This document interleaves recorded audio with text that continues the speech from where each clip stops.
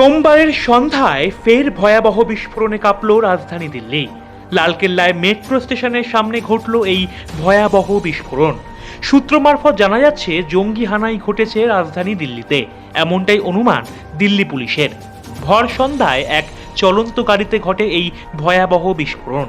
Delhi police সূত্রের অনুমান, ধীরে ধীরে জনবসতি এলাকা ধরে চলছিল ওই সন্দেহভাজন গাড়িটি। এরপর সেই গাড়িতেই ঘটে এই ভয়াবহ বিস্ফোরণ। এর আগেও পেহেলগাঁও হামলায় পাকিস্তানের উদ্দেশ্যে কড়া হুঁশিয়ারি দিয়েছিলেন প্রধানমন্ত্রী নরেন্দ্র মোদী।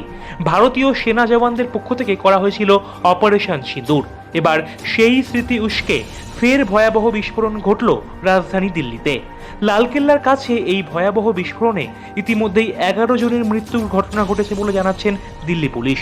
প্রধানমন্ত্রী নরেন্দ্র মোদী এই ঘটনায় নিহত পরিবারগুলির প্রতি সমবেদনা জ্ঞাপন করেছেন।